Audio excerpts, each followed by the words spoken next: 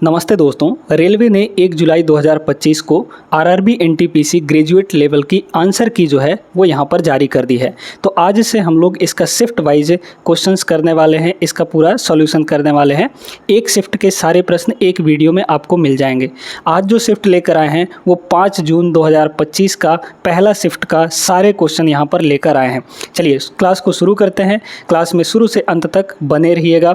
यहाँ पर आप सभी जानते हैं कि जो अंडर ग्रेजुएट लेवल की एग्ज़ाम डेट है वो आ चुकी है। अगस्त में आपका पेपर होना है।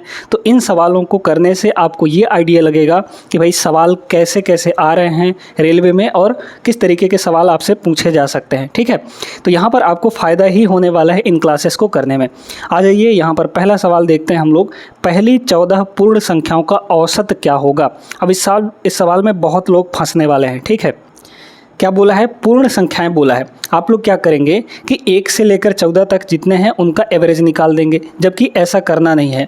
1 से लेकर अगर 14 तक लेंगे तो वो सारे के सारे प्राकृत संख्याएं हो जाएंगी, यानी नेचुरल नंबर्स हो जाएंगे, जबकि हमें यहाँ पर बोला है होल नंबर्स यानी पूर्ण संख्याएं। तो अगर हम ये कहें कि पहली 3 होल संख्याएं कौन सी होंगी, पहली 3 है ना, तो पहली 3 क्योंकि होल नंबर्स जो होते हैं वो 0 से शुरू होते हैं, मतलब पहला जो होल नंबर होगा वो 0 होगा, फिर दूसरा जो होल नंबर होगा वो 1 होगा, तीसरा कितना होगा? यहाँ पर 2 हो जाएगा। ठीक है, 3 नहीं होगा, 2 होगा। तो अगर 3 होल नंबर्स हैं तो 2 तक ही जाएगा। 4 होल नंबर्स हैं शुरू के तो 3 तक जाएगा। ऐसे ही अगर 14 होल नंबर्स हैं तो कहाँ तक पहुँचेंगे? सिर्फ 13 तक, है ना। तो ये कहाँ तक जाएगा? यहाँ पर ये 13 तक, मतलब ये हो गए हमारे टोटल के टोटल 14 होल नंबर्स। अब इनका क्या करना है? औसत निकालना है।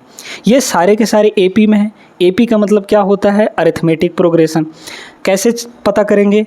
सबके बीच में जो गैप होगा वो 1-1 का है ना। तो गैप आपका जो सार्वंतर है, जिसको हम लोग कॉमन डिफरेंस बोलते हैं, वो यहाँ पे इक्वल हो गया। तो जब कॉमन डिफरेंस इक्वल हो जाए तो एवरेज निकालने के लिए यहाँ पर सीधा सा फॉर्मूला क्या है? एवरेज निकालने की बात है ना।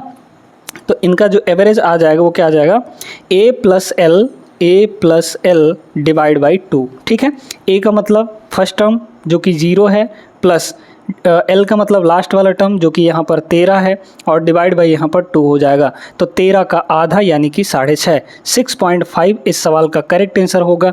अगर आप यहाँ पर 1 से 14 तक लेते तो 1 और 14 15 हो जाता, 15/2 7.5 आ जाता, और 7.5 आपके ऑप्शन में दिया भी है, यही टिक करके आ जाते और गलत हो जाता। तो इसका जो करेक्ट आंसर होगा वो 6.5 ऑप्शन नंबर फर्स्ट होगा, ना कि ऑप्शन नंबर बी होगा। तो इन छोटी छोटी चीज़ों का ध्यान रखिएगा।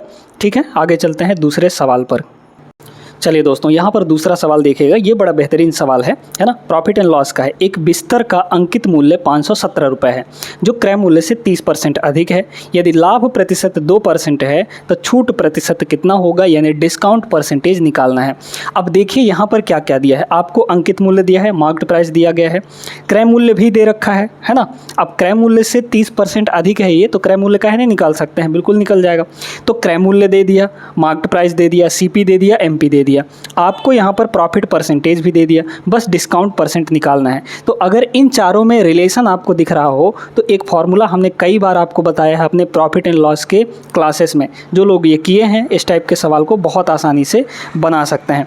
तो यहाँ पर फॉर्मूला क्या है कि जो सीपी से एमपी का रेशियो होता है, सीपी अपॉन एमपी। ठीक है, ये CP अपॉन MP होता है 100 माइनस डी यानी discount divide by 100 plus P।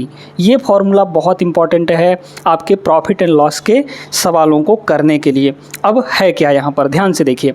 यहाँ पर 30% है। 30% की फ्रैक्शन वैल्यू कितनी होती है? 3/10 है ना, 3/10। क्या बोला गया? क्रय मूल्य से, तो जिससे बोला जाए उसकी वैल्यू नीचे रहती है, यानी कि CP आपका नीचे है। ठीक है, कौन ज़्यादा है? यहाँ पर अधिक है, यहाँ पर अंकित मूल्य। अंकित मूल्य ये जो 517 रुपये है वो क्रय मूल्य से 30% अधिक है।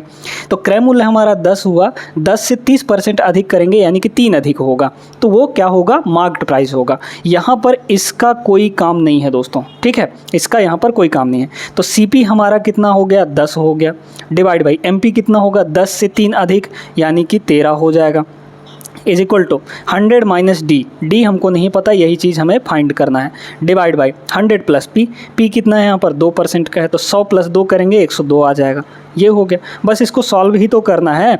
ये 102 इधर आएगा तो 1020 हो जाएगा, है ना, 1020 डिवाइड बाई आपका 13 हो गया, इज इक्वल टू यहाँ पर 100 माइनस डी।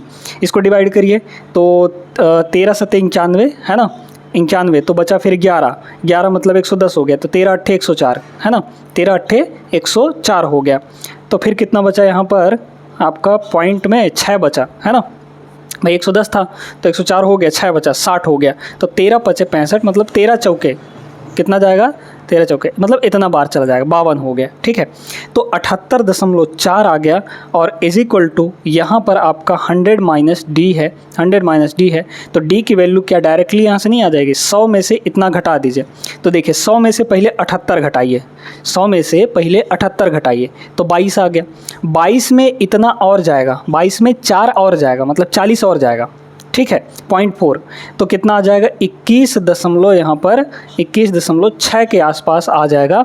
और कहाँ है 21.6 के आसपास, ऑप्शन नंबर सी में, ये इसका करेक्ट आंसर होगा। आई होप सभी लोग समझ गए होंगे। आगे चलते हैं तीसरे सवाल पर, बहुत बेहतरीन सवाल था ये रहा आपके सामने तीसरा सवाल। निम्नलिखित का सरलीकृत मान कितना होगा, सिंप्लीफाइड वैल्यू कितनी होगी। बहुत सिंपल सा सिंप्लीफिकेशन दिया गया है यहाँ पर, कितना हो जाएगा बताइए। तो ये 13 और 6 आपका 23 हो गया। ठीक है, 23 का 7 में गुणा करेंगे तो यहाँ पर पहले तो इन दोनों को जोड़ लीजिए, 127 और 93 ये अलग अलग हैं, है ना, तो 7 और 3 10 का मतलब हो गया 0 यहाँ पर। फिर इसके बाद 12 और 9 ये हो जाएगा 21, 21 और 1 यहाँ पर 22। ठीक है, तो ये हो गया आपका 220। इसमें से इन दोनों को मल्टीप्लाई करिए, इसकी वैल्यू कितनी है 23 है ना, 23 का गुणा 7 में करिए, 7 3 21, 1 हो गया, बचा 2, 7 दूना 14 और 2 यहाँ पर 16 हो गया, तो 261। 220 में से 161 अगर घटा दें तो पहले 160 घटाइए। ठीक है, 160 अगर घटा दें हम लोग तो मतलब 22 में 16 घटाएंगे तो 6 आएगा। ठीक है, तो 60 बचेगा और 60 में एक और घटा देंगे क्योंकि 161 घटाना था हमें, तो यहाँ पर सीधे सीधे 59 आ जाएगा। तो इसकी जो आंसर करेक्ट होगी उस 59 ऑप्शन नंबर डी होगा। क्लियर है, आगे चलते हैं। अब इस सवाल में क्या दिया है, किरण अपनी आय का 45% खर्च करती है, यदि वह 66,000 रुपये बचाती है तो उसकी आय कितनी होगी। ठीक है, बहुत सिंपल सा प्रश्न है, इनकम एक्सपेंडिचर वाला है। आप ये बताइए कि जो इनकम होता है वो 2 चीज़ों में बंट जाता है। ठीक है, कौन कौन सा, एक तो एक्सपेंस यानी कि जो खर्च हुआ और प्लस दूसरा यहाँ पर सेविंग। ठीक है, 2 चीज़ों में, है ना, तो income is equal to expense यानी एक्सपेंडिचर यानी खर्चा प्लस सेविंग यानी बचत, ये होता है। देखिए अगर हम यहाँ पर इनकम को 100% माने तो उसमें से 45% तो उसने खर्च कर दिया, बचाया कितना, 100 माइनस 45 करेंगे तो बचा उसका 55%, तो 55% यहाँ पर दोस्तों बच रहा है।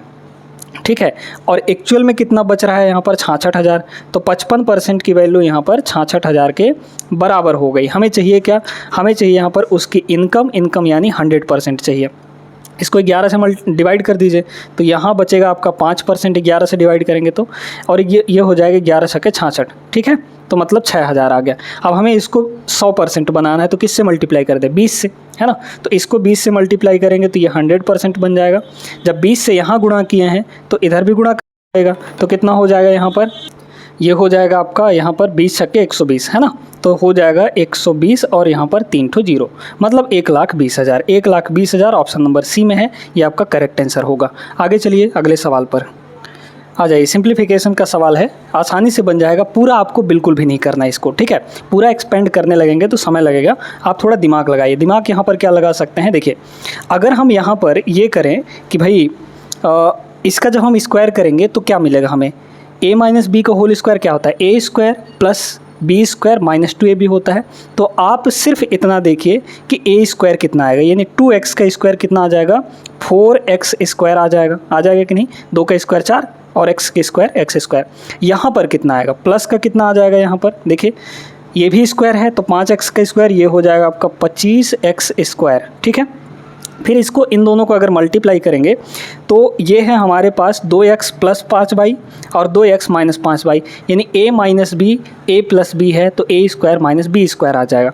a का मतलब क्या हुआ, 2x, तो 2x का स्क्वायर करेंगे कितना हो जाएगा 4x² हो जाएगा।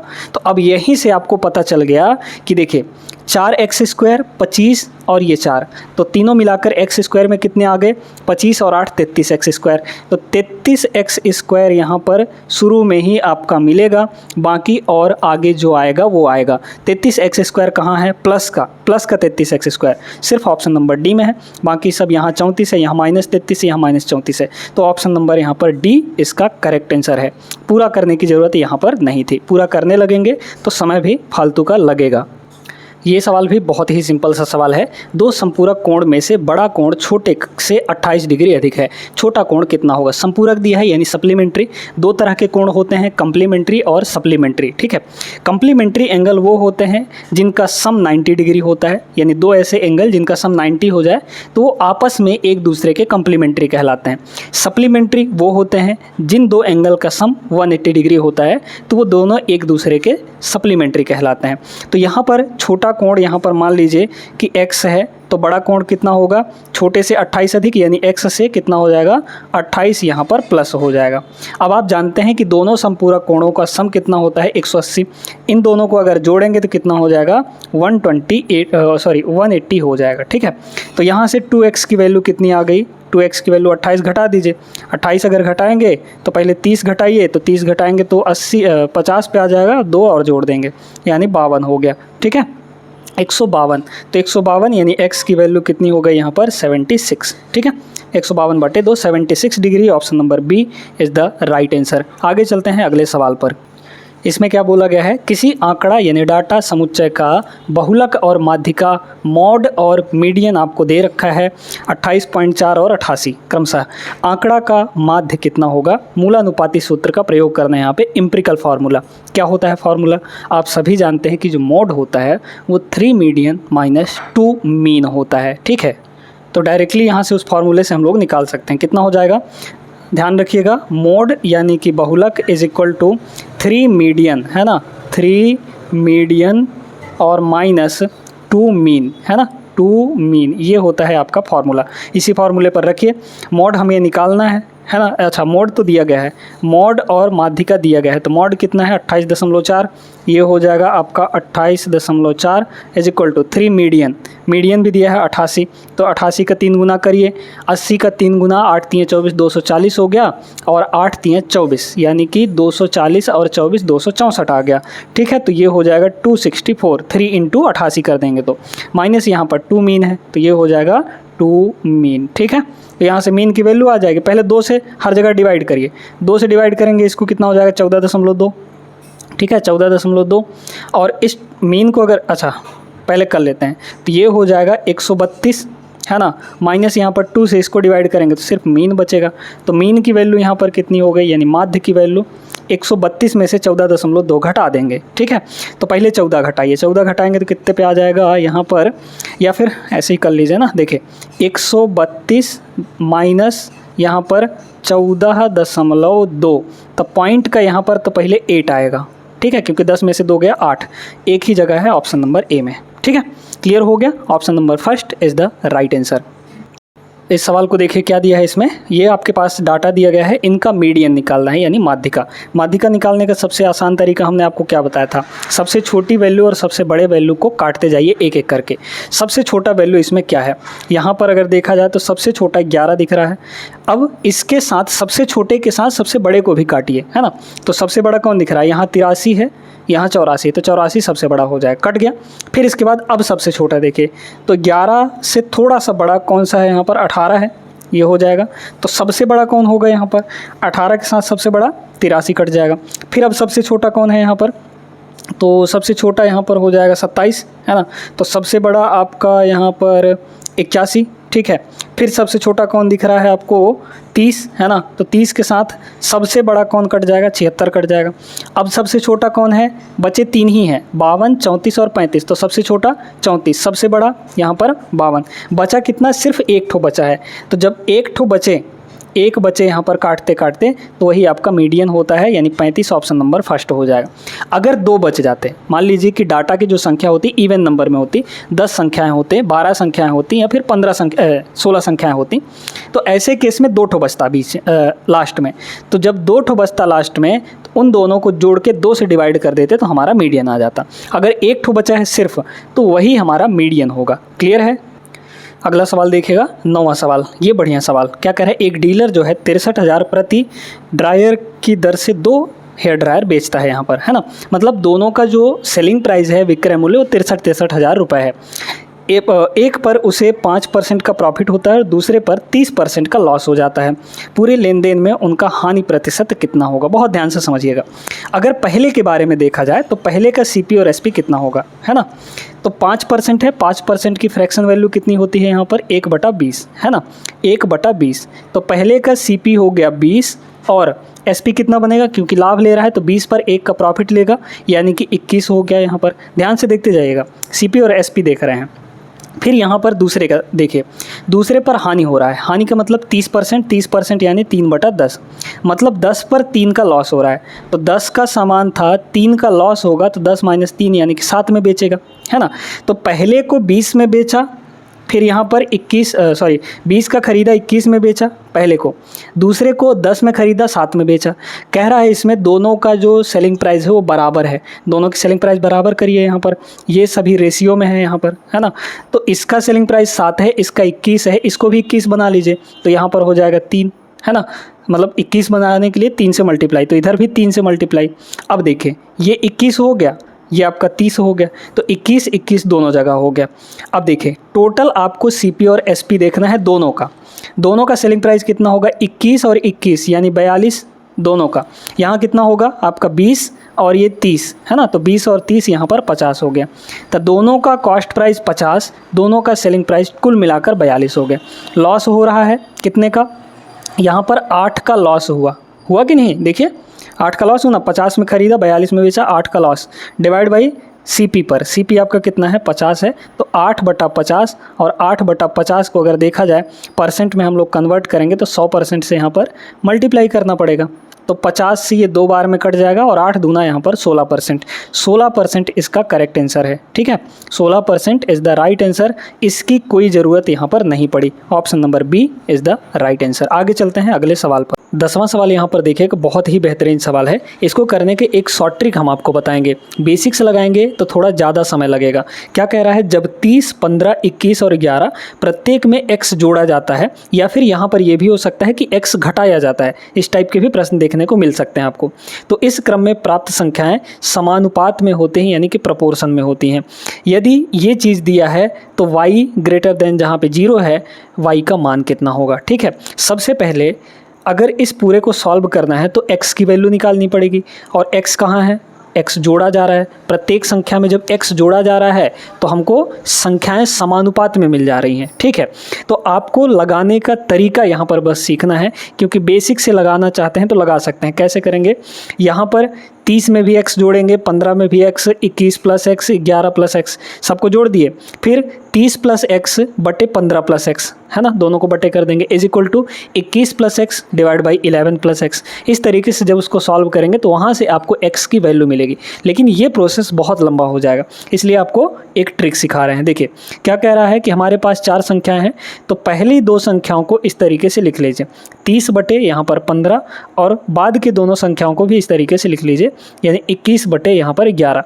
प्रत्येक में x जोड़ा जाए या फिर प्रत्येक में x घटाया जाए, दोनों के लिए ये ट्रिक काम करेगा, ठीक है। चलिए अब क्या करना है, आपको डिफरेंस देखना है। डिफरेंस कहाँ से? इन दोनों का डिफरेंस कितना है? यहाँ पर 30 में से 21 घटाएंगे कितना आएगा? 9, ठीक है। इन दोनों का डिफरेंस कितना है? यहाँ पर 15 में से 11 घटाएंगे कितना आएगा? 4 आ गया, ठीक है। अब आपको कहाँ का डिफरेंस देखना है? इन दोनों का डिफरेंस देखना है।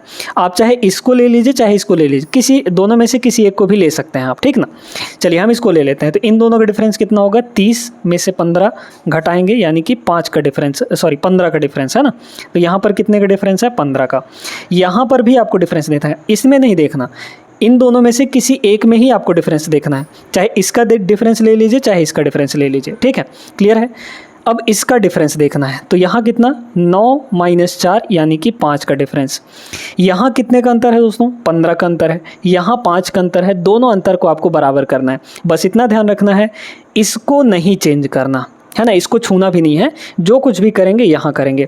अब यहाँ इस 5 को 15 बनाना है तो क्या करना पड़ेगा, 3 से मल्टीप्लाई। तो 3 से इसमें जैसे ही मल्टीप्लाई करेंगे तो 3 से आपको ऊपर भी मल्टीप्लाई करना पड़ेगा। तो 9 तियाँ ये हो जाएगा 27 और 4 यहाँ पर 3 से नीचे भी 4 से मल्टीप्लाई करना पड़ेगा, यानी कि 4 तियाँ 12। तो 3 से हमने ऊपर नीचे मल्टीप्लाई कर दिया। अब डिफरेंस देख सकते हैं, यहाँ पर 15 का आ गया होगा। 27 माइनस 12 15 हो गया, यहाँ भी 15 यहाँ भी 15। तो दोनों जगह का डिफरेंस आपको बराबर कर लेना है। अगर पहले से डिफरेंस बराबर आता है तो कोई दिक्कत नहीं है। अब आप साफ साफ देख रहे होंगे कि यहाँ से 30 में कितना जोड़ा गया तो 27 आया, और 15 में कितना जोड़ा गया तो यहाँ पर 12 है। एक्चुअली में यहाँ पर घटाने पर 27 मिलेगा भाई। 30 में 3 घटाएंगे तो 27 मिलेगा, 12 में 3 घटाएंगे तो 15, यानी घटाया कितना जा रहा है, 3 घटाया जा रहा है। तो अगर हम कहेंगे कि जोड़ा क्या जाएगा तो -3 जोड़ा जाएगा। ठीक है, क्या जोड़ा जा रहा था, यहाँ पर x जोड़ा जा रहा था, यही x की वैल्यू हो जाएगी। ठीक है, यहाँ से अगर देखा जाए तो भाई देखिए ना, 30 में हम क्या जोड़ दें, अब आपको अच्छे से ही समझा देते हैं। 30 में हम कुछ जोड़ रहे हैं तो हमें 27 मिल रहा है, तो हमें कितना मिल रहा है 27। तो x की वैल्यू यहाँ पर कितनी आ गई, 27 में से 30 घटा देंगे यानी कि -3 आ जाएगा। तो जो जोड़ा जा रहा था यहाँ पे वो कितना आ जाएगा -3। अगर ये पूछा जाता कि क्या घटाया जाना चाहिए तो यहाँ पर 3 हो जाता। तो x की वैल्यू मिल चुकी है। अब इसको हमें सॉल्व करना है, क्योंकि ये प्रोपोर्शन में। तो प्रोपोर्शन वाली चीज़ें सॉल्व करने के लिए तरीका क्या होता है, अंदर वालों को मल्टीप्लाई, यानी दोनों बीच वालों को मल्टीप्लाई, यानी कि y इंटू वाई कितना हो जाएगा, y का स्क्वायर हो गया। ठीक है, इज इक्वल टू बाहर का मल्टीप्लाई। तो डायरेक्टली वैल्यू रख के मल्टीप्लाई करिए। x की वैल्यू कितनी है -3, यहाँ रखिए तो 6 गुणे -3 यानी -18 हो गया। ठीक है, फिर मल्टीप्लाई यहाँ देखिए, यहाँ -3 रखेंगे तो -3 इंटू 3 यानी -9, और ये -9 है ही, तो -9 का 18 हो गया। तो ये हो चुका है हमारे पास 18, माइनस आपका पॉजिटिव हो जाएगा। तो y स्क्वायर की वैल्यू 18 इंटू 18 यानी y की वैल्यू सीधे 18 हो जाएगा। स्क्वायर रूट ले लेंगे तो 18 इस सवाल का करेक्ट आंसर है। y ग्रेटर देन 0 भी है, option number first is the correct answer. ये बेहतरीन ट्रिक है। इसको आप लोग जब यहाँ पे बोला जाए x घटाया जाता है या फिर x जोड़ा जाता है तो दोनों कंडीशन में आप इस ट्रिक को लगा सकते हैं। क्लियर है ना, आगे बढ़िए। अगला सवाल यहाँ पर देखिएगा, ये बड़ा ज़बरदस्त सवाल है। कंपाउंड इंटरेस्ट और सिंपल इंटरेस्ट दोनों को मिक्स करके सवाल पूछा गया है। चक्रवृद्धि ब्याज और साधारण ब्याज के अंतर वाला सवाल है दोस्तों। CI और SI का जो डिफरेंस वाला सवाल होता है वो सवाल है। अब इसको करने का सबसे सिंपल सा तरीका आपको बताते हैं, चाहे 3 साल का दे दे चाहे 2 साल का दे दे। यहाँ पर तो खैर 2 साल का दिया है।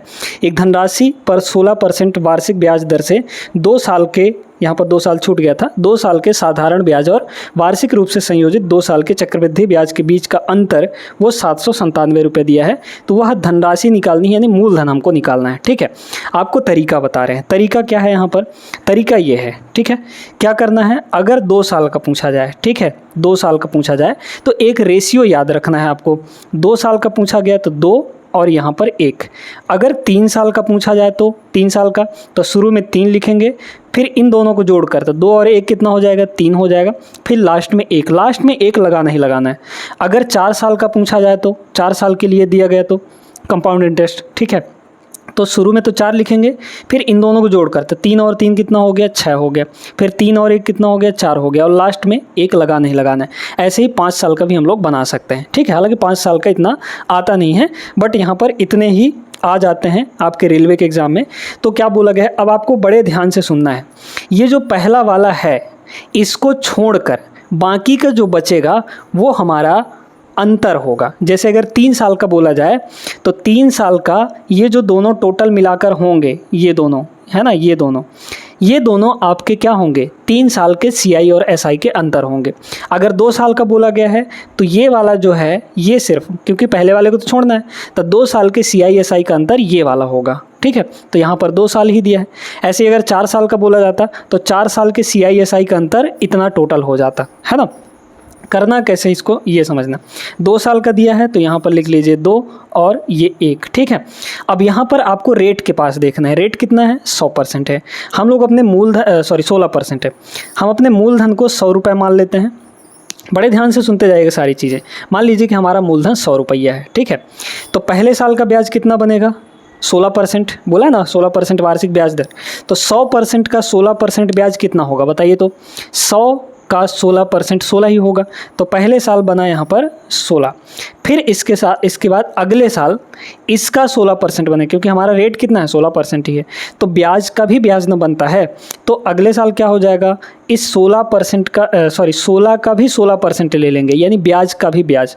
तो 16 का 16% अगर निकालेंगे, परसेंट यानी डिवाइड बाई 100, तो 256/100 यानी कि 2.56 हो जाएगा कि नहीं। तो अगले साल यहाँ पर ब्याज हो गया 2.56। अब हमने यहाँ पर क्या करना है कि इनको ऐसे मल्टीप्लाई कर लेना है। ये वाला जो होगा यही हमारा 2 साल के CISI का अंतर होगा। तो 2.56 का मल्टीप्लाई 1 से करेंगे तो ये कितना हो जाएगा 2.56 हो जाएगा। यही अंतर आपको एक्चुअल में कितना दिया है 797, तो ये हो जाएगा 797, ठीक है। हमें 100 की वैल्यू चाहिए, ठीक है। तो क्या करेंगे, पॉइंट हटाएंगे तो नीचे 100 आएगा, 100 उधर जाके मल्टीप्लाई हो जाएगा। तो कितना हुआ यहाँ पर, 1 यूनिट की वैल्यू कितनी होगी 797, और नीचे डिवाइड का 100 उधर जाएगा तो मल्टीप्लाई होगा, और नीचे 256 आ जाएगा। ये 1 की वैल्यू है। 100 की वैल्यू निकालनी है तो 2 जीरो हमें और बढ़ाना पड़ेगा, तब जाके यहाँ पर 100 की वैल्यू निकल पाएगी। क्लियर है। और यही हमारा मूलधन होगा, क्योंकि मूलधन हमने 100 यूनिट माना था। अब इसको डिवाइड करना है दोस्तों। डिवाइड जब तक नहीं करेंगे तो हमारा आंसर यहाँ पर नहीं आने वाला है। और आंसरवा जो है बहुत क्लोज दिया है ना, तो बहुत क्लोज दिया है, तो हमको यहाँ पर पूरा ही डिवाइड करना पड़ेगा। पहले डिवाइड करने से पहले इसको सिंप्लीफाई कर लीजिए, ठीक है। तो सिंप्लीफाई जैसे ही हम लोग यहाँ पर करेंगे तो कितना आ जाएगा, काट देते हैं इसको 16 से, है ना। 16 से ऊपर भी 16 से नीचे भी, तो नीचे अगर 16 से काटेंगे तो 16 हम 256 यानी 16 आएगा, ऊपर 16 से काटिए तो 16 85 यानी कि 16 चौके यहाँ पर 64 हो जाएगा, है ना। तो बचा यहाँ पर 15, ठीक है। 15 बचेगा। 79 माइनस 64 अगर करेंगे तो 15 बचेगा, तो 7 मतलब 157 हो गया। तो 157 तो कितनी बार जाएगा, 16 का पहाड़ा 16 नहीं हो 144, ठीक है। तो 9 बार चला गया, है ना। तो 144 हो गया, घटाएंगे कितना आ जाएगा 3 और 1, फिर ये वाला 0 आ जाएगा तो 130 हो गया। तो कितना हो जाएगा 16 अट्ठे कितना हो जाएगा 128, ठीक है। तो 16 अट्ठे 8 बार जाएगा तो 128 आ गया, 128 आ गया, तो मतलब 2 बचा यहाँ पर, ठीक है भाई। 130 में से 128 घटाएंगे 2 बचेगा। तो जब यहाँ पर 2 बचा तो ये वाला अब 0 उतरेगा, है ना, सेकंड वाला। तो फिर यहाँ पर 0 हो गया। तो अब यहाँ पर 1 बार जाएगा, 16 एक कम 16 हो जाएगा, तो बचा यहाँ पर 4। तो फिर ये 0 आएगा तो 40 हो गया, है ना। तो 16 दूना 32, ठीक है। 16 दूना कितना हो गया 32 हो गया। तो 40 में से 32 घटाएंगे 8 बचेगा, तो 8 पर 0 ये वाला उतरेगा यानी 80 हो जाएगा। तो 16 पंचे 80 ये हो गया आपका, ठीक है। अब इसको फिर से 16 से डिवाइड कर दीजिए तो हमारा यहाँ पर आंसर आ जाएगा। 16 से काटिए, 16 तियाँ 48, ठीक है। ध्यान से देखते जाएगा, 16 तियाँ 48 बचा 1 तो 18 हो जाएगा। 18 हो जाएगा तो मतलब 16 एक कम 16, फिर बचा यहाँ पर 2 तो 21 हो जाएगा। फिर 16 एक कम 16 तो 21 था, 16 घटाएंगे 5 बचेगा, है ना। तो 21 हाँ ठीक है 5 तो 52 हो गया। फिर यहाँ पर 16 तियाँ 48 मतलब 4 बचा तो कितना हो जाएगा यहाँ पर 45 हो जाएगा। तो फिर कितना हो गया यहाँ पर 45 हो गया ना, तो 16 कितना हो जाएगा 45 हो गया। तो मतलब 16 दूना 32 तो 45 ना, 16 तियाँ 48 मतलब लगभग 3 बार और जाएगा, ठीक है। तो लगभग यहाँ पर अप्रॉक्सीमेटली 3 बार और चला जाएगा। तो 31,133 के अप्रॉक्स आएगा, क्योंकि हमको अप्रॉक्सीमेट वैल्यू ही निकालना था। मतलब option number second is the correct answer, second इसका करेक्ट आंसर हो जाएगा। उम्मीद करते हैं समझ आ गया होगा। चलते हैं हम लोग अगले सवाल पर। ये देखिए 12वां सवाल एवरेज का है। एक कक्षा के 30 विद्यार्थियों ने एक परीक्षा दी। 12 विद्यार्थियों का औसत स्कोर 60 था और बाकी विद्यार्थियों का औसत एवरेज जो है वो 62 था। कक्षा का औसत स्कोर निकालना, यानी कि सभी 30 बच्चों का एवरेज स्कोर कितना था, ठीक है। 30 विद्यार्थी हैं तो यहाँ पर कह रहा है कि जो पहले 12 विद्यार्थी थे उनका एवरेज कितना आ गया यहाँ पर 60 के बराबर। बाकी कितने बचे 30 थे टोटल, 12 घटा देंगे तो 30 माइनस 12 यानी कि 18। तो जो शेष बचे हैं वो 18 हैं। 18 का एवरेज कितना है यहाँ पर 62 के बराबर। ठीक है, ये जो संख्याएं हैं इनका ले लीजिए रेशियो ले लेंगे तो आसानी होगी कैलकुलेशन में। 6 से काटेंगे ये हो जाएगा 2 और इसको 6 से काटेंगे 3 हो जाएगा। तो देखिए कितना आ गया, मतलब 2 विद्यार्थियों का एवरेज 60 है तो टोटल कितना हो जाएगा 2 × 60 यानी 120 हो गया, है ना। 3 विद्यार्थियों को टोटल 62 है तो टोटल कितना होगा 6 × 3 = 18 यानी कि 186 हो जाएगा। ठीक है, अब हमें सबका एवरेज निकालना है तो एवरेज इक्वल टू क्या होता है सम डिवाइड बाय नंबर। तो सम इन दोनों का करिए, कितना हो जाएगा यहाँ पर 18 और 12 30 यानी कि 306। डिवाइड कर देंगे कितना नंबर से, नंबर कितने हैं 2 और 3 यानी कि 5। तो यहाँ पर 5 विद्यार्थी टोटल हो गए। ठीक है, क्योंकि हमने रेशियो ले लिया है तो इसी तरीके से बनेगा। अब इसको डिवाइड करना है तो देखिए 5 से डिवाइड करने का मतलब है ऊपर 2 से गुणा करना। 306 का डबल करेंगे कितना हो जाएगा यहाँ पर 612 हो जाएगा, 612 हो जाएगा और एक डिजिट छोड़ के पॉइंट लगा दीजिए, है ना, क्योंकि नीचे 10 बनेगा 2 से गुणा करेंगे तो 10 क्या करेगा एक अंक यहाँ पर छोड़ के पॉइंट लगा देंगे। ऑप्शन नंबर बी इसका करेक्ट आंसर है। आगे चलिए अगला सवाल देखिए। ये सवाल बहुत ही सिंपल सा प्रश्न है। यदि x और 338 के बीच मध्यानुपात 260 है तो x का मान कितना होगा। मध्यानुपात निकालने का आप सभी लोग फॉर्मूला जानते हैं कि भाई जैसे अगर 3 संख्याएं यहाँ पर समानुपातिक हैं a, b और c तो बीच वाला हमारा मध्यानुपात होता है और बीच वाला यानी कि b, इस b का स्क्वायर जो होता है बाकी दोनों किनारे किनारे के मल्टीप्लाई के बराबर होता है यानी कि a × c के बराबर। हमें मध्यानुपात दिया है यानी कि b हमको वैल्यू दिया गया है। ठीक है, तो b की वैल्यू कितनी है 260 है तो यहाँ पर रखिए। तो यानी 260 का स्क्वायर इज इक्वल टू क्या होगा किनारे किनारे का मल्टीप्लाई। तो x इंटू कितना हो जाएगा x इंटू 338। ठीक है, 300 यहाँ पर 38। अब इसको काटा पीटी करिए, काटा पीटी नहीं करना है तो आप इसमें ds लगा लीजिए, डिजिटल सम। अगर इनका देखें तो 8 1 9 8 1 9, इसका 9 आ गया, इसका 3 आ गया, इसका 1 आ गया, सबका ds अलग अलग आ रहा है तो हम यहाँ पर भी ds लगा सकते हैं। ठीक है, तो लगाइए ds। पहले ऑप्शंस का ds निकाल लीजिए। ऑप्शंस का ds पहले कितना आएगा 2 2 2, है ना, या फिर इकाई अंक भी लगा सकते हैं, क्या नहीं लगा सकते हैं इकाई अंक। ठीक है, तो इसमें क्या करेंगे 2 आ गया, फिर यहाँ पर 9 तो ये कट जाएगा, 8 1 9 आ गया, इसका 9 जहाँ पे हो जाता है उसको काट दीजिए। 2 और 1 कितना हो गया 3, इसका ds 3 आया है। 9 कट गया 9 कट गया 1 बचा, इसका ds 1 आ गया। अब अपने इसका ds निकालना है। x की वैल्यू कितनी होगी 338 नीचे आ जाएगा तो यहाँ है 2 और 6 8 और 8 का स्क्वायर करेंगे 64 आएगा। ठीक है, और 64 का मतलब ds कितना हो गया 1 हो गया भाई, 6 4 10, 10 का मतलब 1 हो गया। ठीक है, और ये पूरा का पूरा नीचे डिवाइड में आ जाएगा तो इसका ds निकाल के बताइए। 3 3 6 6 और 8 यहाँ पर 14, 14 का मतलब हो गया 1 और 4 यानी कि 5।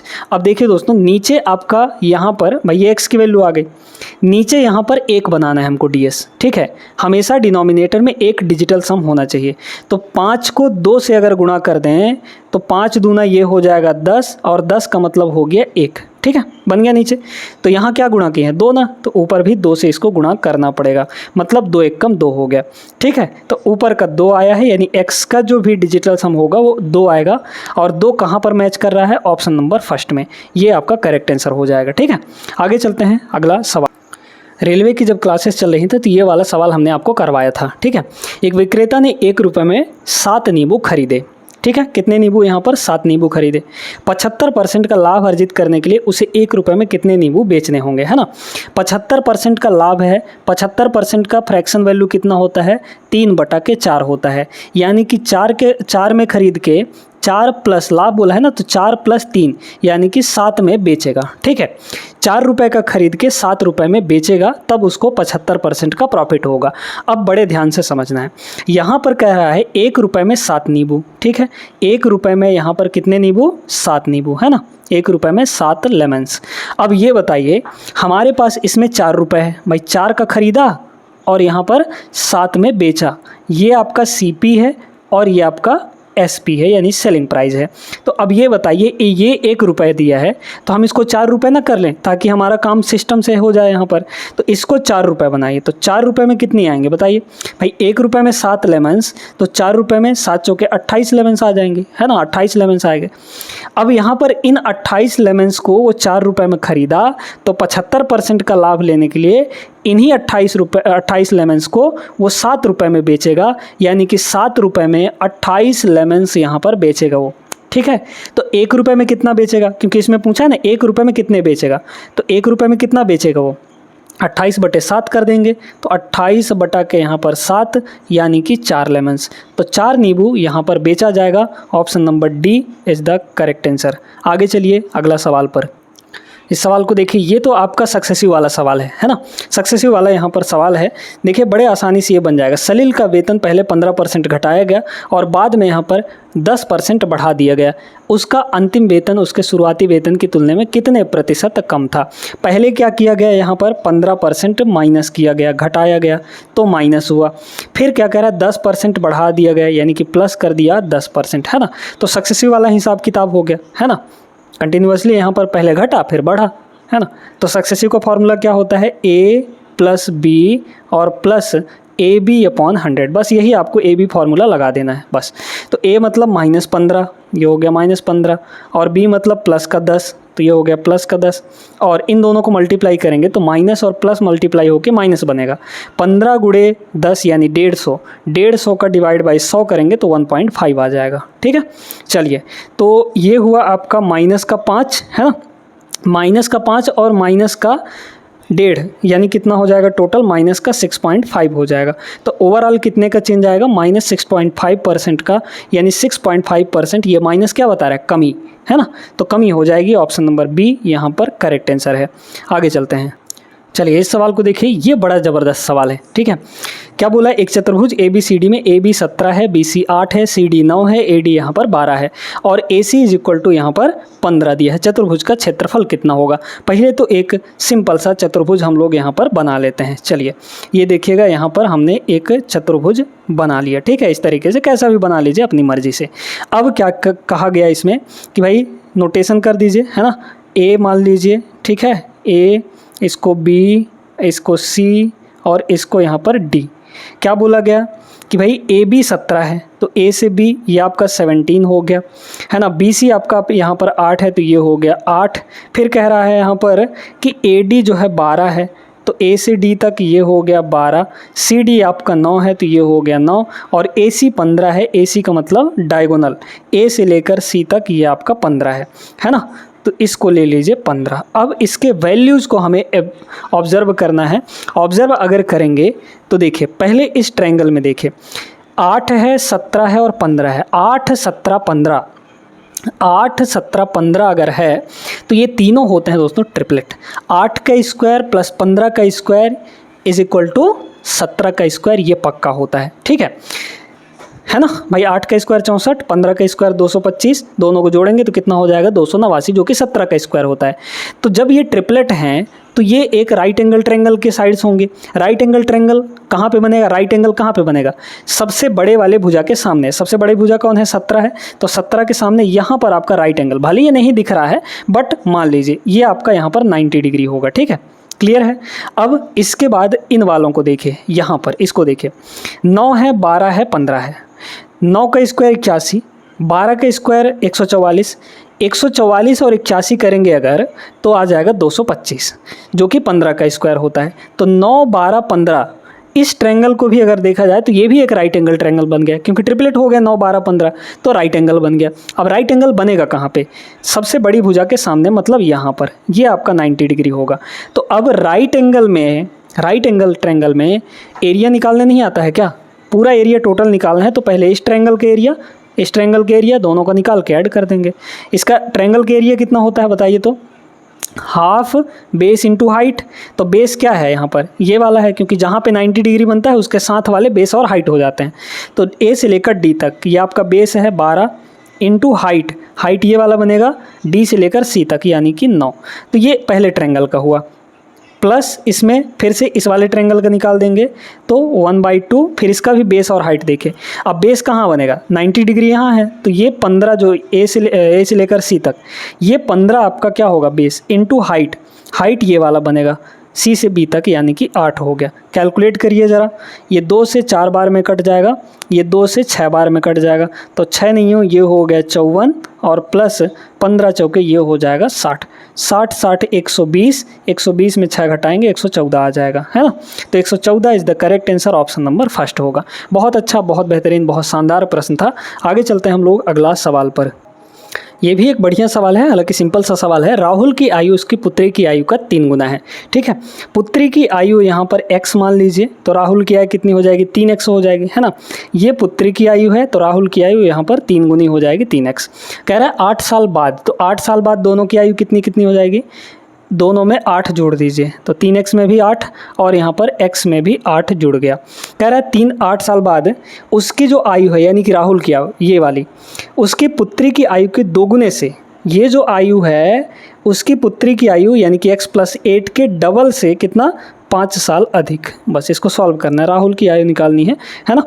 निकाल दीजिए, तो ये हो जाएगा 3x, यहाँ हो 2x, भाई 2 अंदर मल्टीप्लाई हो, तो 2x और ये 3x घटेगा तो 3x - 2x हो जाएगा, इज इक्वल टू 8 दूना 16, 16 और 5 यहाँ पर 21, और ये 8 उधर चला जाएगा।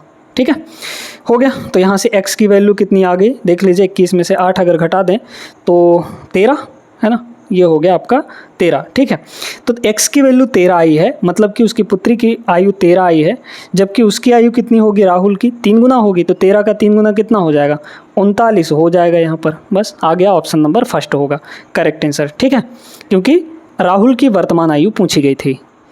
इसमें क्या कह रहा है, एक आदमी को 7 घंटे में 519 किलोमीटर की दूरी तय करनी है। यदि वह इस दूरी का 2/3 हिस्सा, है ना, 2/3 5/7 समय में तय करता है, तो शेष समय में, शेष दूरी तय करने में उसकी स्पीड कितनी होनी चाहिए। चाल आपको पता है क्या होता है, डिस्टेंस अपॉन टाइम। ठीक है, तो डिस्टेंस अपॉन टाइम देखना है, शेष दूरी निकाल लीजिए, शेष समय निकाल लीजिए, बस इतना आपको काम करना है। ये बताइए कि 2/3 हिस्सा अगर वो चल लिया है, भाई 2/3 हिस्सा अगर, मतलब 3 में से 2 चल लिया है, तो बचाया कितना होगा, शेष कितना बचा होगा, 3 में से 2 चला है तो 1 बचा होगा, मतलब 1/3 हिस्सा उसका बचा हुआ है। तो टोटल डिस्टेंस कितना है यहाँ पर 519, बचा हुआ हिस्सा कितना हो जाएगा 1/3 इसका, तो 17 × 51 और 3 × 9 173 किलोमीटर बचा हुआ है। इस दूरी को तय करना है कितने समय में, शेष समय में। अब ये बताइए 2/3 हिस्से को अगर वो 5/7 समय में, तो टोटल टाइम हमारा कितना था 7 घंटे। इस 7 घंटे का 5/7 घंटे में वो 2/3 हिस्सा तय किया था, मतलब इस दूरी को, तो कितना 5 घंटे में, मतलब 5 घंटे में वो 2/3 किया था, तो बाकी जो बचा होगा वो आपका कितने घंटे में किया होगा, भाई टोटल तो 7 घंटा लगाना है, तो 5 घंटा यहाँ चला 2/3 में, तो 1/3 में कितना लगा होगा 2 घंटे, 7 में से 5 घटा देंगे 2 घंटे, तो टाइम हमारे पास कितना आ गया 2 घंटे का। बस यही निकालना था आपको। तो स्पीड कितनी हो जाएगी, शेष दूरी 173, शेष टाइम यहाँ पर 2 घंटे, 173 का आधा 86.5 आ जाएगा। ठीक है, 86.5 option number B correct, A correct हो जाएगा। टाइम एंड वर्क का सवाल है। वरुण और आशीष मिलकर एक हॉल को 3 दिन में पेंट कर सकते हैं। ठीक है, तो यहाँ पर 2 लोग हैं, वरुण प्लस यहाँ पर आशीष, ये कितने दिन में पेंट कर सकते हैं 3 दिन में। फिर कह रहा है वरुण अकेले इसे 7 दिन में पेंट कर सकता है, तो वरुण कितने दिन में 7 दिन में। आशीष अकेले ऐसे 4 हॉल को कितने दिन में पेंट करेगा, है ना। तो अभी तो एक हॉल की बात हो रही है। इफ़िशियंसी निकालिए, सबसे पहले टोटल कैपेसिटी निकालना है, यानी कि टोटल काम करना है हमें एक हॉल के लिए, है ना। तो 7 और 3 का एलसीएम कितना आ जाएगा 21 आ जाएगा। ठीक है, 21 काम है ना, एक हॉल में मान लीजिए 21 काम है, तो यहाँ पर 21/3 यानी कि 7 और 21/7 यानी कि 3 हो जाएगा। दोनों मिलकर एक दिन में 7 यूनिट काम करते हैं, जहाँ पर वरुण अकेले 3 यूनिट काम करता है, तो आशीष कितना यूनिट काम कर रहा होगा बताइए। 3 तो अकेले वरुण कर ले रहा है, यानी कि ये 4 करेगा, तब दोनों मिलाकर 7 करेंगे, है ना। तो आशीष का अकेले का 4 हो गया, एक दिन में 4 यूनिट काम करता है। अब बड़े गौर से समझना है आपको, ठीक है, बहुत ध्यान से, एकदम बहुत ध्यान से।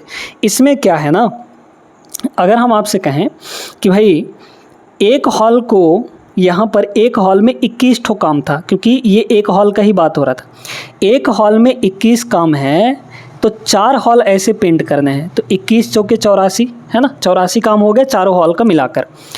इन 84 काम को एक दिन में वो 4 काम कर रहा है, जबकि आशीष, तो टोटल काम कितने दिन में होगा, डिवाइड बाई 4 कर देंगे, इस 4 को डिवाइड कर देंगे, तो 4 से 4 आपका कट जाएगा, यहाँ पर 21 दिन आ जाएगा। ठीक है, तो 21 दिन का यहाँ पर समय लगने वाला है 4 हॉल को पेंट करने में। Option number C is the correct answer. बढ़िया सवाल था, आगे चलिए। ये सवाल है हाइट एंड डिस्टेंस का, अच्छा सवाल है। क्या कह रहा है, दीवार के सहारे टिकी एक सीढ़ी क्षैतिज ग्राउंड के साथ थीटा कोण बनाती है। इस प्रकार की tan थीटा की वैल्यू 15/8 है। यदि दीवार से सीढ़ी के शीर्ष की ऊंचाई 30 मीटर है तो दीवार से सीढ़ी के पाद की दूरी कितनी होगी, यानी कि पैर की दूरी कितनी होगी। देखिए ये रहा आपका क्या, ज़मीन, ठीक है, ये रही आपकी दीवार, ये हो गई दीवार, इस पे एक सीढ़ी खड़ी हुई है इस तरीके से, है ना। ये जो सीढ़ी है ग्राउंड के साथ कितना एंगल बना रही है, यहाँ पर थीटा डिग्री का कोण बना रही है ना। अब कह रहा है tan थीटा जो है वो 15/8 है। tan थीटा क्या होता है, लंब बटा आधार, मतलब ये आपका लंब है तो लंब कहाँ है, ये वाला, मतलब ये आपका 15 है और आधार नीचे होगा यानी 8 होगा, तो ये आपका आधार यानी कि 8 हो गया। तो ये 8 है, ये 15 है, मतलब ये कितना होगा, 17 हो जाएगा। हमें पूछा क्या था, तो दीवार से सीढ़ी के पैर की लंबाई, अच्छा दीवार से सीढ़ी की ऊंचाई, है ना, दीवार से सीढ़ी के शीर्ष की जो हाइट है, अच्छा ये वाला, ठीक है, ये वाला कितना है यहाँ पर आपका 30 दिया है, जबकि 15 यूनिट आ रहा है, तो 15 की वैल्यू एक्चुअल वैल्यू 30 मीटर है। कितना गुना हो रहा है, 2 गुना हो रहा है, तो ये भी आपका डबल हो जाएगा, है ना। ये ना पूछा है दीवार से सीढ़ी के पैर, दीवार ये रहा, इसके सीढ़ी के पैर ये रहा, इसकी दूरी, तो 8 का भी डबल। कितना बहुत आसान सा प्रश्न था भाई, इसमें कुछ नहीं था, है ना। तो ये 16 मीटर हो जाएगा, क्योंकि यहाँ 2 गुना हो रहा है तो यहाँ भी 2 गुना होगा, 16 metre. Option number first is the right answer. आगे चलते हैं, इसमें क्या दिया है, मेंसुरेशन का ये एक गोले का पृष्ठीय क्षेत्रफल ज्ञात कीजिए जिसका व्यास डायमीटर 98 सेंटीमीटर दिया गया है। हमको यहाँ पर व्यास निकालना है, ठीक है, बहुत ध्यान से आपको समझना है। देखिए पृष्ठीय क्षेत्रफल, गोले का पृष्ठीय क्षेत्रफल यानी कि सरफेस एरिया ऑफ स्फेयर कितना होता है, 4πr², यही होता है 4πr², ठीक है।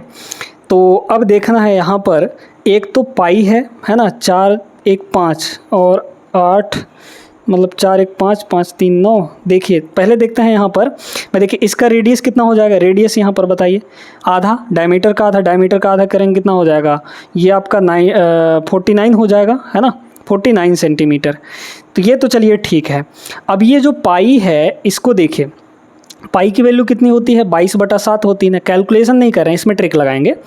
22 का मतलब 11, 11 दूना 22, 11 मल्टीप्लाई हुआ होगा, यानी जो हमारा आंसर होगा उसमें 11 मल्टीप्लाई हुआ होगा, यानी वो 11 का मल्टीपल होगा। तो 11 का मल्टीपल देख लीजिए कौन सा होगा, यानी 11 से कटने वाला नंबर। पहले चेक करते हैं, अगर 1 से ज़्यादा होगा 11 से कटने वाला तो फिर यहाँ पे दूसरा तरीका लगाया जाएगा। देखिए 11 से कटने का रूल क्या होता है, अल्टरनेट डिजिट को जोड़िए, यहाँ 3 1 4 और 4 हो गया 8, फिर यहाँ पर देखिए ये 8 हो गया, तो मतलब कितना हो गया 8 और एक अल्टरनेट को जोड़ने पर 8 आया, फिर 8 और 0, यहाँ पर भी 8 हो गया, दोनों घटाएंगे तो 0 आ गया। 0 11 से कट जाता है ना, मतलब पहला ऑप्शन 11 से कटने वाला है। दूसरे को भी चेक करिए, यहाँ देखिए, यहाँ 3 और 2 5, 5 और 4 9, 9 और 0 9 हो गया, तो 9 - 9, यहाँ पर भी 0 आ रहा है दोस्तों, मतलब ये संख्या भी 9 से कटने वाली है, तो हम इससे पता नहीं लगा सकते, ठीक है। तो अब क्या करेंगे यहाँ पर, अब हम लोग अपना तरीका देखेंगे। कितना है, सीधे सीधे मल्टीप्लाई कर लीजिए, तो ये हो जाएगा 4, है ना, 4 मल्टीप्लाई r का स्क्वायर यानी 49 का स्क्वायर, तो 49 इंटू यहाँ पर 49 हो गया, 7 से काट देंगे, ये 7 बार में कट गया, है ना। अब देखिए यहाँ पर ये 7 का स्क्वायर है, 7 का स्क्वायर इंटू 7 करेंगे 343 आ जाएगा, है ना भाई। 7 का क्यूब कितना होता है, 343 होता है ना। तो कितना हो जाएगा यहाँ पर, देखिए ये है आपका, इसको ऐसा करिए, इसमें से 2 इसको दे दीजिए तो 8 बन जाएगा, मतलब ये हो गया 11 गुणे यहाँ पर 8 और मल्टीप्लाई, ये 49 इंटू 7 यानी कि 343, है ना, 343, ये हो गया। इन दोनों को मल्टीप्लाई करिए तो 11 गुणे 8 3 24, बचा 2, 8 चौके 32, 32 2 34, बचा फिर यहाँ पर 3, तो 8 3 24, 24 और 3 ये हो जाएगा 27। 11 से मल्टीप्लाई करना आसान होता है। देखिए ये हो गया 4, फिर 4 4 यहाँ पर 8, यानी कि लास्ट में 84 आएगा। अच्छा फिर देखिए 7 और 4 11, 11 का मतलब 1, तो 184 लास्ट में कहाँ है, इसमें 284, इसमें 256, इसमें 204, ये रहा आपका, है ना। ये ऑप्शन नंबर फर्स्ट इसका करेक्ट आंसर हो जाएगा। क्लियर है सभी को ना। आगे चलिए, क्वाड्रेटिक इक्वेशन का एकदम शानदार प्रश्न। यदि द्विघात समीकरण 2x² + kx + 8 = 0 और 3x² + 4x + 12 = 0 के दोनों मूल सार्व हैं, सार्व का मतलब कॉमन यानी कि बराबर हैं, ठीक है, तो k का मान कितना होगा। दोनों रूट्स बराबर हैं दोस्तों, इसके भी दोनों रूट्स और इसके भी रूट्स मतलब आपस में बराबर हैं। जो रूट्स इसके आएंगे और इसके भी वही रूट्स आ जाएंगे, है ना। तो दोनों के रूट्स चूँकि बराबर हो गए तो रूट्स का जो सम होगा वो भी बराबर होगा, है ना भाई। अगर हम ये कहें कि इसका एक रूट 3 और 4 है, इसका भी एक रूट 3 और 4 है, मतलब 2 रूट 3 और 4 हैं, तो जब दोनों को जोड़ेंगे दोनों रूट्स, इसके भी 3 और 4 जुड़ के 7, इसके भी 3 और 4 जुड़ के 7, फिलहाल कह रहे हैं ऐसा हम, है ना। तो दोनों का जो रूट्स का सम है वो भी तो बराबर होगा।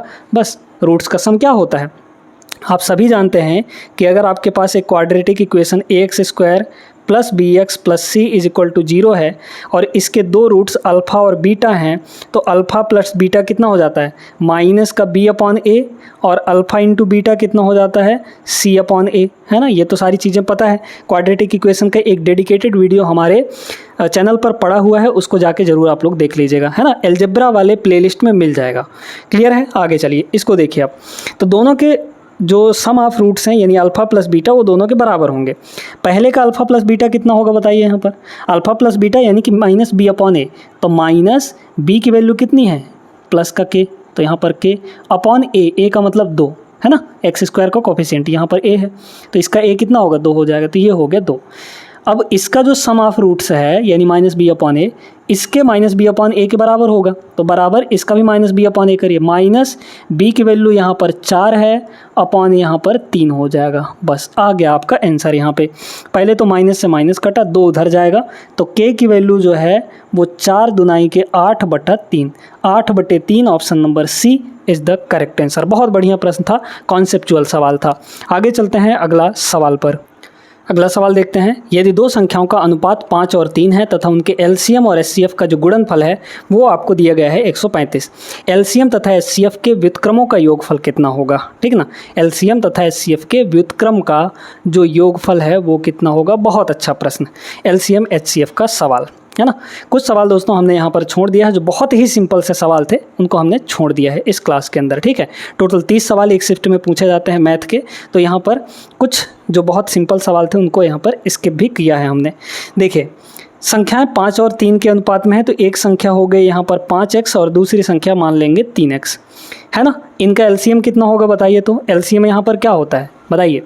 एलसीएम पहले कॉमन चीज़ को लिखिए, तो कॉमन यहाँ पर क्या है, x है, तो ये हो जाएगा L निकाल रहे हैं पहले, है ना। कॉमन क्या है, x है आपका, फिर 5 और 3 का एलसीएम 15 आ जाएगा क्योंकि उसमें कुछ कॉमन नहीं है, तो 15x आपका एलसीएम हो गया। अच्छा HCF क्या होगा, जो कॉमन होता है, तो इन दोनों में क्या कॉमन है, x तो कॉमन है, बस ये हो गया। कह रहा है एलसीएम और HCF का मल्टीप्लाई 135, दोनों को मल्टीप्लाई करिए, तो x इंटू 15 यानी कि 15x और HCF x, इन दोनों को मल्टीप्लाई 135 है ना। तो 15 नहीं हो 135 यानी x² की वैल्यू 9, तो x की वैल्यू यहाँ पर 3 आ गई। 3 आ गई तो पहली संख्या कितनी होगी, 5 3 15, दूसरी संख्या हो जाएगी 9, है ना। क्या कह रहा है, एलसीएम HCF के व्युत्क्रमों का योगफल। अच्छा यहाँ 3 रखिए, एलसीएम कितना आ जाएगा, 15 3 ये हो जाएगा 45, है ना, और ये आपका 3 हो जाएगा। इनके व्युत्क्रम का रेसिप्रोकल का, तो इसका रेसिप्रोकल 1/45 है ना, और इसका रेसिप्रोकल 1/3, दोनों को हमें करना है। 45 इसको भी बना लीजिए, तो नीचे 45 बनाने के लिए 15, तो यहाँ भी 15, नीचे 45 है दोनों में, तो एलसीएम 45, 1 और 15 यानी कि 16, 16/45 इसका करेक्ट आंसर होगा ऑप्शन नंबर डी। बढ़िया सवाल था, आगे चलिए। पाइप एंड सिस्टर्न का ये सवाल बढ़िया था, पूछा गया था। पाइप ए टैंक को 18 मिनट में भर सकता है, जबकि पाइप बी पूरी तरह से भरे टैंक को 20 मिनट में खोल सकता है। ए जो है क्या कर रहा है, 18 मिनट लगाता है भरने में। बी जो है पूरे भरे हुए टैंक को 20 मिनट में खाली करता है ना। शुरू में पाइप ए को खोला जाता है और 6 मिनट के बाद पाइप बी को खोल दिया जाता है ना। पाइप बी को भी खोल दिया जाता है। तो देखिए टोटल कैपेसिटी निकाल लेंगे, है ना। 18 और 20 का जो एलसीएम हो जाएगा वो कितना होगा, 18 पंचे 90 और 20 नहीं आएगा, 180 आ जाएगा, है ना। तो 90 का डबल 180, 180 टोटल यहाँ पर काम है, मतलब टोटल कैपेसिटी यहाँ पर 180 है, पूरा इतना ही यहाँ पर भरना है। तो 180/18 यानी कि 10, ए की इफिशियंसी 10, 180/20 यानी कि 9 आ जाएगा। लेकिन ये खाली करने का काम कर रहा है तो इसकी इफिशियंसी नेगेटिव में होगी, ठीक है। अच्छा जो खाली करने का काम करता है उसकी इफिशियंसी नेगेटिव लेते हैं हम लोग। अब यहाँ पे क्या कह रहा है कि पाइप ए को खोला जाता है और 6 मिनट बाद पाइप बी को भी खोल दिया जाता है। कितने मिनटों में शेष टैंक पूरी तरह से भर जाएगा। अच्छा शेष टैंक को बोला है ना। ये बताइए 6 मिनट तक तो ए खुला रहेगा, क्योंकि 6 मिनट बाद ना फिर बी को भी खोला जाएगा। तो ये बताइए कि पहले 6 मिनट में, है ना, खाली टैंक को, तो 1 मिनट में 10 यूनिट काम कर रहा है वो, पहला जो भरने का काम कर रहा है वो, तो 6 मिनट में कितना भर देगा यहाँ पर, 60, काम इतना कर दिया, है ना।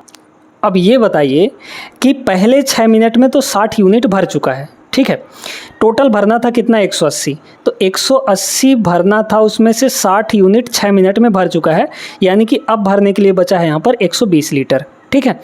अब इस 120 लीटर को दोनों मिलकर भरेंगे, कैसे भरेंगे बताइए। पहला 1 मिनट में 10 यूनिट भरेगा और दूसरा, क्योंकि बी को भी अब खोल दिया गया है तो ये तो खाली करने का काम कर रहा है, मतलब 1 मिनट में ये 10 भरेगा तो ये 9 खाली कर देगा, यानी 1 मिनट में एक्चुअली 10 - 9 1 ही भराएगा, ठीक है।